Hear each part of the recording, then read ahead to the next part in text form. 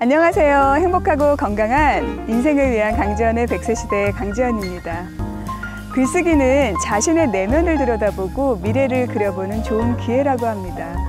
또한 글쓰기의 열쇠는 쓰는 것이지 생각하는 것이 아니라고 하는데요. 초고를 쓸 때는 가슴으로 쓰고 재고를 쓸 때는 머리로 쓰라고 하는 것 같습니다. 그래서 작가 스티븐 킹은 초고를 쓸 때는 문을 닫고 재고를 쓸 때는 문을 열어두라 라고 말을 했다고 생각이 드는데요. 오늘은 언제 어디서나 누구든지 무조건 글을 쓰기를 권하는 애틀란타의 시인 김문성 시인을 만나보도록 하겠습니다.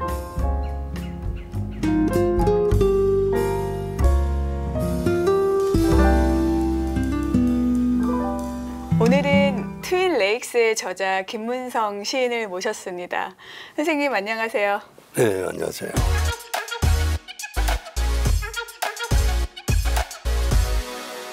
선생님 최근에 시집을 출간하셨는데요. 네, 제가 지금 이 책 들고 있어요. 그래서 저 사인해서 주셨는데요. 제가 이 시집 중에서 한 편을 낭독해 보고 싶어요. 네, 고맙습니다. 네, 제목은 그놈의 악다구니. 네. 그놈의 악다구니. 그따위로 싸게 팔면 어떡하냐고. 잃어버리는 게 얼만데 남이야 죽든 말든 저 혼자 살겠다는 거야. 이게 맨날 무슨 지랄이냐는 지청구다. 내 손님이 네 손님이고 네 손님이 내 손님인데 그놈의 악다구니는 어처구니 없는 하루를 갈라먹기에 바쁘다. 머리에 가락을 덧붙이고 땄던가 엮는 터럭 몇 가닥 벽에 걸어놓고 몇 집 건너 서로 헐뜯는 아름다운 생업은 웨스트엔드에서 애꿎다. 가발은 보이지 않고 민머리 마네킹만 굴러다니는 날은 하루 일당이 반토막 나고 저녁에 한잔하는 핑계가 공색하다. 때려쳐야지 못해 먹겠다고. 해도 너무하는 게 아니냐는 푸념인데 땅거미가 기진하고 가물에 드는 손님도 구차스럽다. Hello, may I help you, ma'am? 의미 없는 말투가 턱밑에 늘어지고 두 동강난 하루는 술맛 당기는 서사가 위안이다. 네, 뭐 조금 느끼는 게 있어요. 저는 이 내용 중에서 어처구니 없는 하루를 갈라먹기에 바쁘다. 이 구절이 좀 마음에 와닿았어요. 이 시는 언제 어떻게 쓰게 되신 거예요? 꽤 오래전에 쓴 시인데 제가 가발도 팔고 머리약도 팔고 했었습니다. 네. 어디에서요?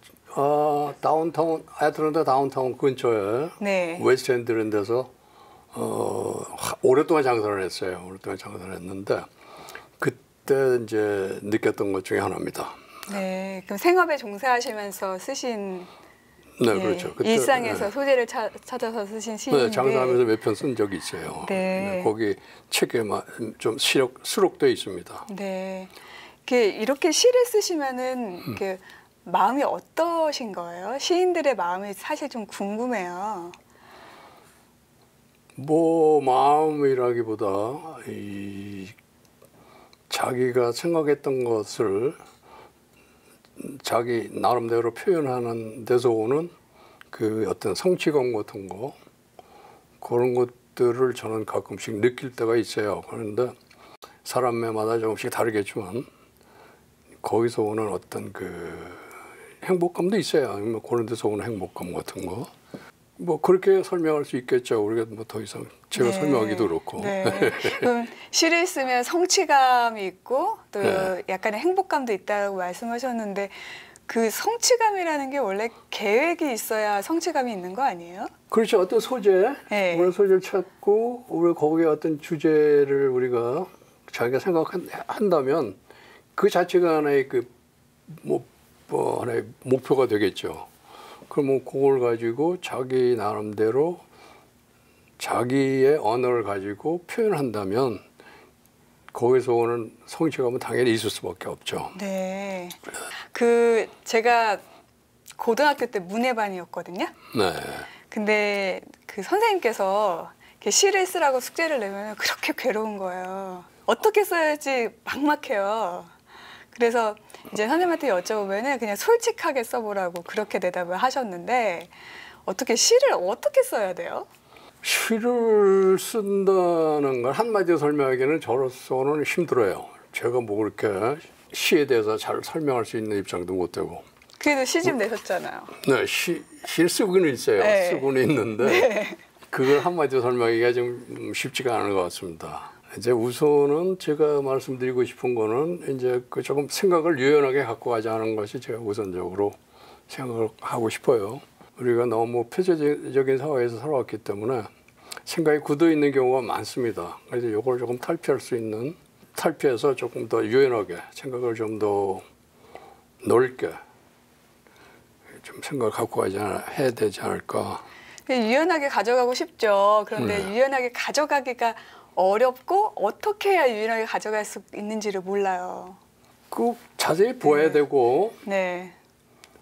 또 주변의 얘기들을 자세히 듣고 잘 읽고 생각도 많이 하고 그런 과정이 아마 필요하지 않을까. 제가 말씀드리는 게 전부는 아니겠지만 우선 좀 탈피하려는 노력이 좀 필요하지 않을까. 그러면은 많이 듣고 많이 읽어야 된다고 하셨는데 어떤 시들을 읽어야 돼요? 시는 뭐 한국에서 발표되는 시들이 많이 있어요. 근데 여기서 발표되는 시도 나쁠 건 없습니다. 다 뭐 읽으시면 다 좋은데 특히 요새 많이 핫한 시인 중에 한 몇 분이 이제 있죠. 도중환 시인 같은 분은 이제 정치하니까 문화체육부 장관인 걸로 알고 있는데 예.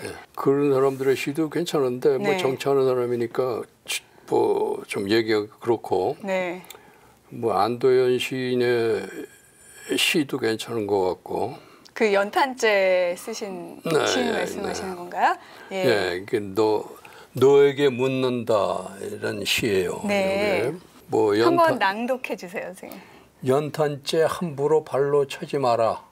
너는 누구에게 한 번이라도 뜨거운 사람이었느냐 이런 시입니다.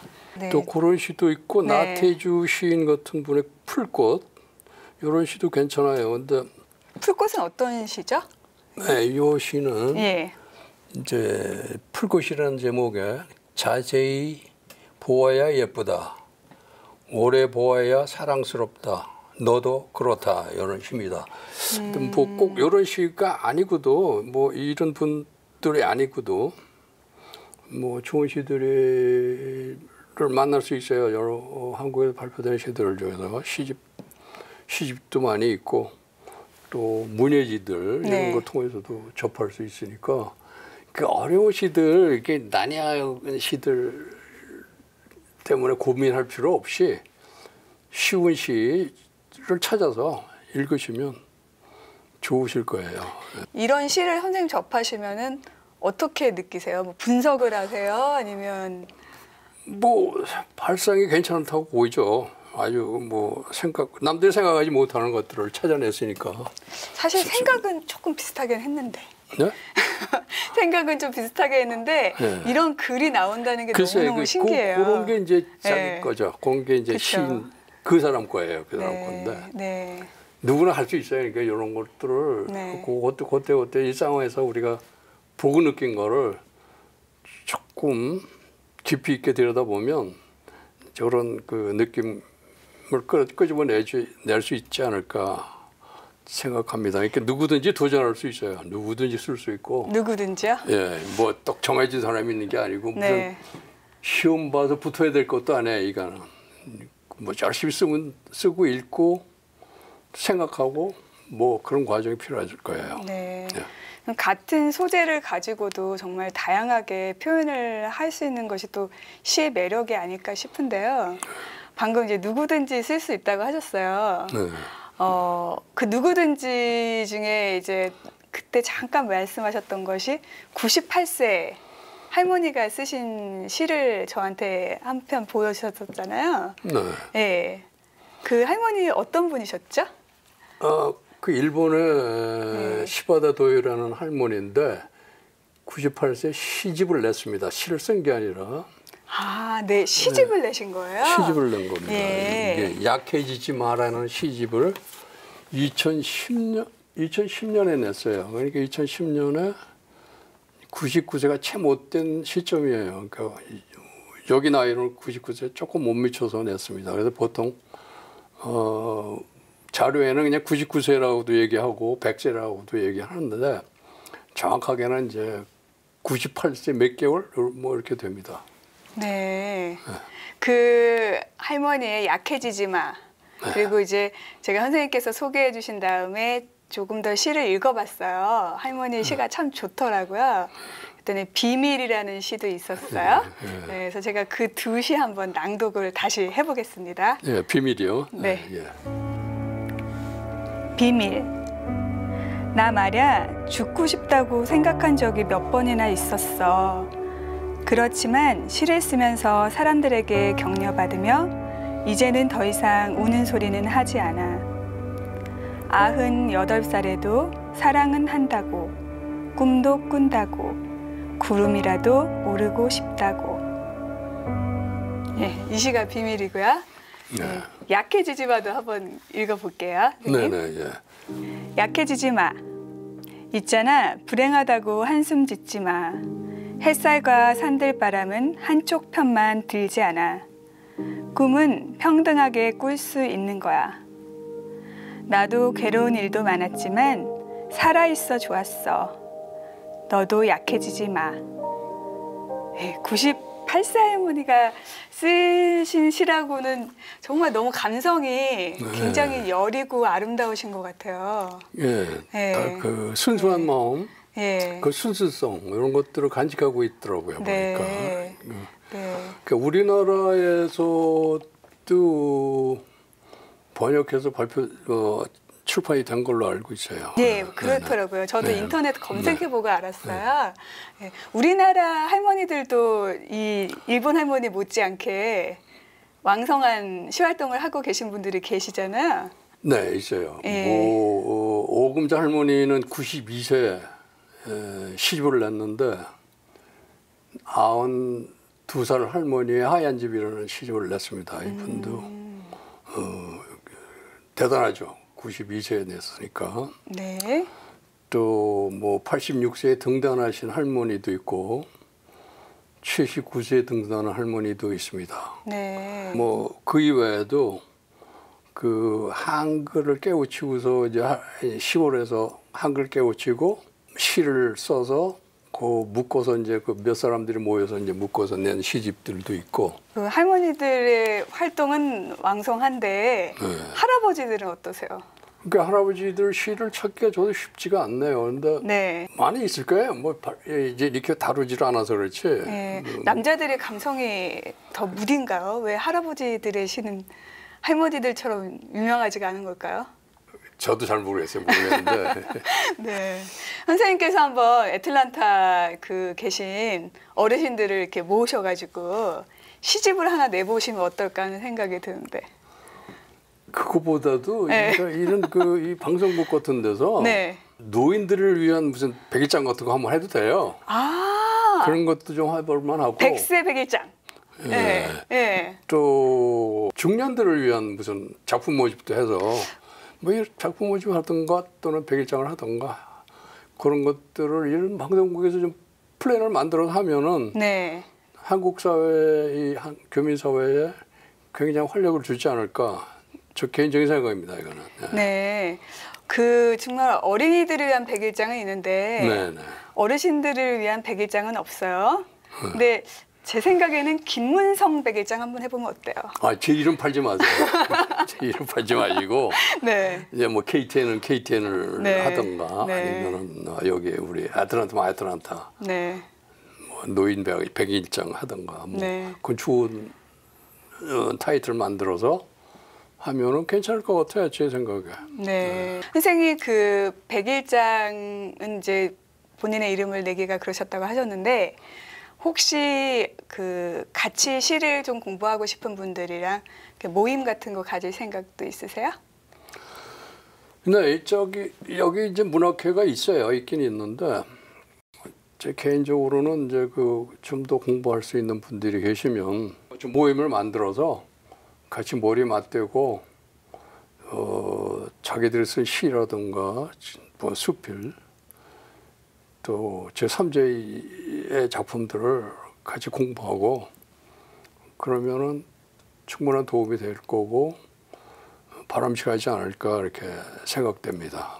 그러면 이제 그 모임을 갖게 되면 또 그 모임을 통해서 또 다양한 생각들, 그렇죠. 예, 갇혀 있지 않은 생각들이 또 펼쳐지리라는 그런 기대도 되는데요. 이 시간 선생님 말씀을 통해서 이제 생각을 해보니까요. 언제부턴가 이렇게 글 쓰는 것, 또 뭐 시를 쓰는 것 잊어버리고 있었던 것 같아요. 그래서 일상에서 소재를 찾아서 한번 끄적끄적 시작해 보도록 하겠습니다. 네, 적극적으로 환영합니다. 많이 읽고 많이 듣는 것이 진정한 자기 표현의 시작이라는 것을 알 수 있는 시간이었는데요. 이 가을 시집이나 수필집을 한번 깊게 읽어보는 시간을 가져보는 것은 어떨까요? 또한 자신의 생각을 즐겁게 또 깊이 표현해보는 시간을 가져보는 것은 어떨까요? 지금까지 아름다운 내일을 위한 강재원의 100세 시대 강재원이었습니다.